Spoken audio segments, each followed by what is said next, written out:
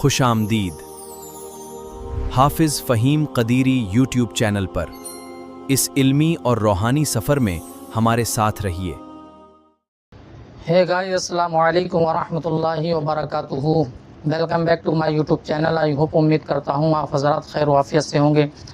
آج ہم ایک ویڈیو پر ریئیکٹ کرنے والے ہیں علامہ تحسین جین علی صاحب کے ویڈیو پر، جس کا ٹائٹل چاچا نے اپنے بھتیجوں کو جب گھر سے باہر نکالا پھر دیکھو کیا ہوا۔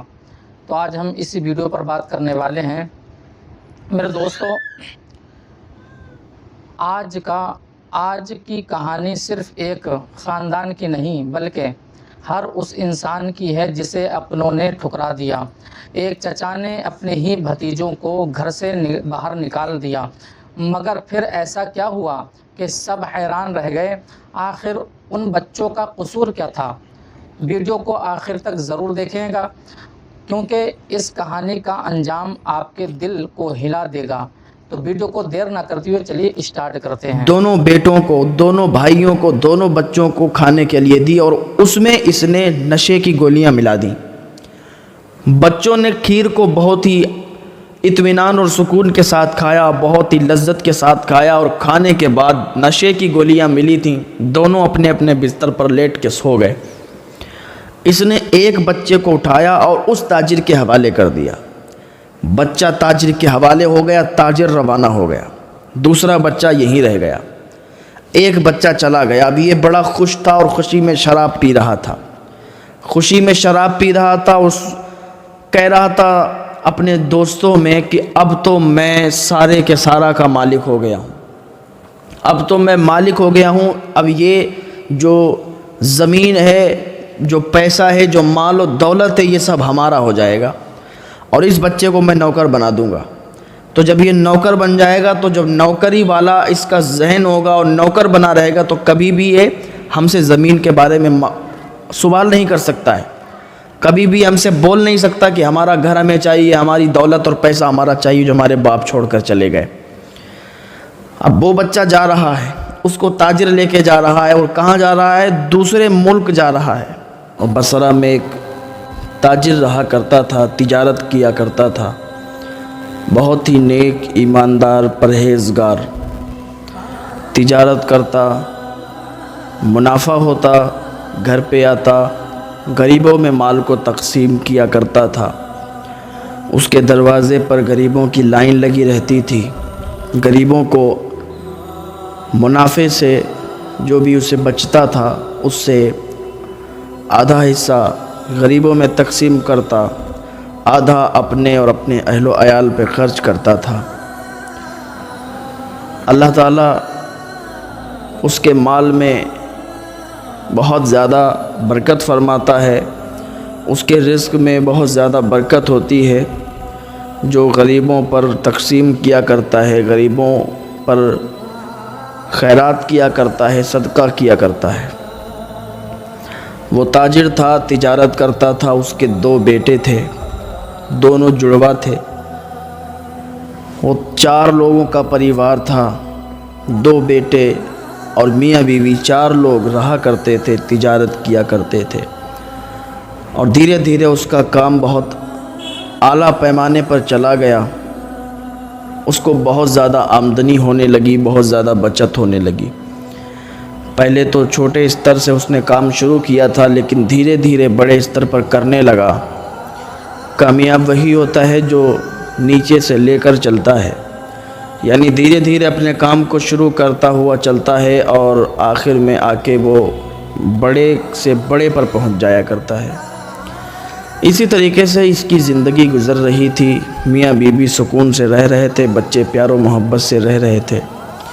ایک دن گھر پہ بیٹھا ہوا تھا، شام کو کھانا کھا رہا تھا، اپنے بچوں کو دیکھا، بیوی کو دیکھا، اور بات کرنے لگا کہ اس بار میں جو تجارت کے لیے جا رہا ہوں، یہ دوسرے ملک جا رہا ہوں، دوسرے ملک جاؤں گا اور تجارت کر کے آؤں گا۔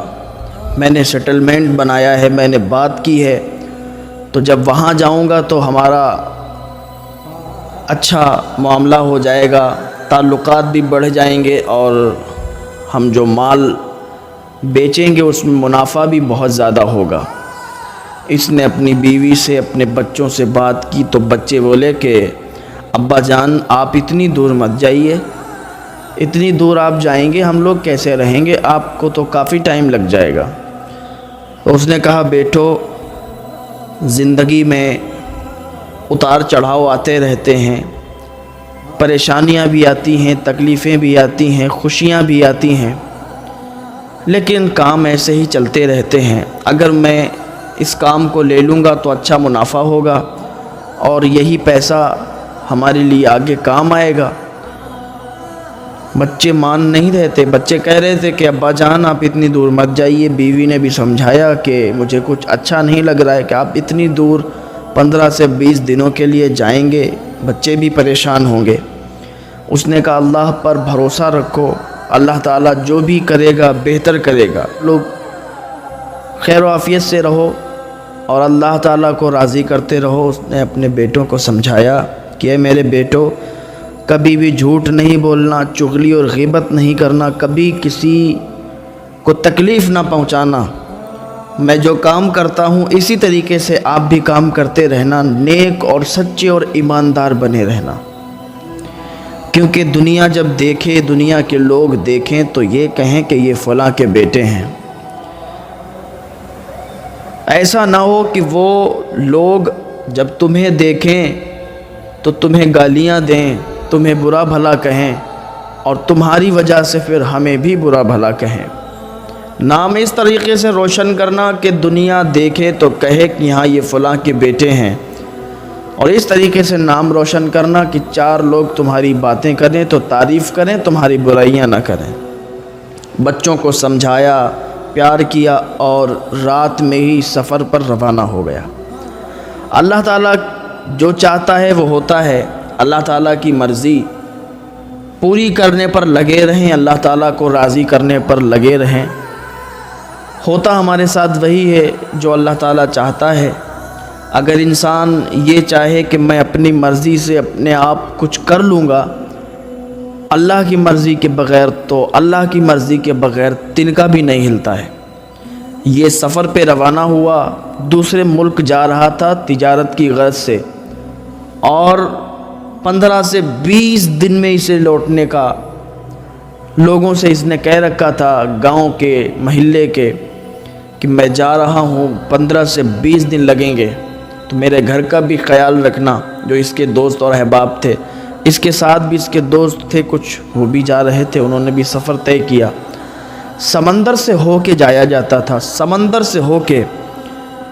اب سمندر میں ان کی کشتی پڑ گئی، اور سمندر کے بیچوں بیچ جب یہ پہنچے تو ایک طوفان آ گیا، زلزلہ آ گیا، اور سمندر کے بیچوں بیچ جب پہنچے، طوفان آیا، زلزلہ آیا، تو سمندر کے بیچوں بیچ وہ کشتی ڈگمگانے لگی، وہ کشتی ادھر سے ادھر ہونے لگی، کشتی کے اندر پانی بھرنے لگا۔ اس نے لوگوں کو سمجھایا، لوگوں کو بتایا کہ میری بات سنو، اللہ جو چاہے گا وہ ہوگا، اللہ تعالیٰ کا شکر ادا کرتے رہو، اللہ تعالیٰ سے دعا کرتے رہو، انشاءاللہ جو ہوگا بہتر ہوگا۔ یہ اللہ تعالیٰ کی بارگاہ میں دعا کرنے لگا، لوگ دعا کرنے لگے، کشتی میں پانی بھرنے لگا، یہاں تک کہ کشتی ڈوبنے لگی، اور ایک لہر ایسی نکلی، ایک لہر ایسی تیزی کے ساتھ آئی کہ اس نے پوری کشتی کو ڈبو دیا، پوری کشتی پانی میں ڈوب گئی۔ تو اب کیا ہوا، جو تیرنا جانتے تھے جو لوگ، وہ کسی حساب سے وہاں سے نکلتے نکلتے باہر پہنچے، یہ اسی میں ڈوب گیا، اس کا پتہ نہیں چلا یہ کدھر گیا۔ یہ جو تاجر تھا اس کا پتہ نہیں چل پایا۔ لوگ آئے واپس، ادھر سے اس کے بچے آسرا لگا کے بیٹھے تھے کہ ہمارے ابا جان آئیں گے، ہمارے ابا جان فلاں دن آئیں گے، فلاں دن آئیں گے، فلاں دن آئیں گے، آسرا لگا کے بیٹھے تھے۔ جب لوگوں کو دیکھا، ان گاؤں والوں کو جو ساتھ میں گئے تھے، ان لوگوں کو دیکھا تو یہ لوگ بھاگ کے آگے بڑھے۔ وہ قافلہ پورے کے پورا واپس آ چکا تھا، وہ آگے جا نہیں پایا، اور سب کے مایوس چہرے، اترے ہوئے چہرے، کیونکہ اس میں سے بہت سے لوگوں کی موت ہو چکی تھی، بہت سے لوگ ڈوب چکے تھے۔ اس تاجر کی بیوی آگے بڑھی اور کہا ہمارے شوہر کہاں ہیں؟ تو ان کے دوستوں نے اور ان کے ساتھ والوں نے کہا کہ آپ کے شوہر پانی میں ڈوب گئے، ان کا کوئی سراغ نہ لگ پایا، ان کا کوئی پتہ نہ لگ پایا، کافی ہمارے ساتھی پانی میں ڈوب گئے، وہ اپنی جان سے گئے، وہ دنیا سے چلے گئے، رخصت ہو گئے، ان کا انتقال ہو گیا، وہ ڈوب گئے، ان کا کوئی پتہ نہیں چلا۔ بیوی دہاڑے مار کے روئی، اتنا روئی کہ یہاں تک کہ اسے اٹیک پڑا اور وہ اس کا انتقال ہو گیا۔ اب دونوں بچے یہ تنہا بچے، دونوں جڑوا تھے، دونوں تنہا بچے، ان کا بھی رو رو کر برا حال ہوا اور ایک دوسرے سے گلے مل کے روتے اور کہتے بھیا دیکھو میں نے کہا تھا ابا نہ جاؤ، لیکن ابا گئے اور ابا اب پتہ نہیں واپس آئیں گے کہ نہیں آئیں گے۔ ابا کہاں ہیں؟ ایک بھائی دوسرے بھائی سے رو رو کے کہتا تھا کہ کیا میرے ابا آئیں گے؟ دوسروں سے پوچھتے تھے کہ ہمارے ابا کہاں ہیں؟ تو لوگ انہیں آسرا دیتے تھے، لوگ انہیں سمجھاتے تھے کہ بیٹا سکون رکھو، چین اور سکون سے رہو، صبر رکھو، اللہ تعالیٰ صبر والوں کے ساتھ ہے، اللہ تعالیٰ تمہارے ساتھ اچھا ہی کرے گا، تم صبر رکھو، اللہ تعالیٰ سب بہتر فرمائے گا۔ ان بچوں کے نام اس نے ایک خط لکھا تھا، اس نے اپنی ایک وصیت چھوڑی تھی،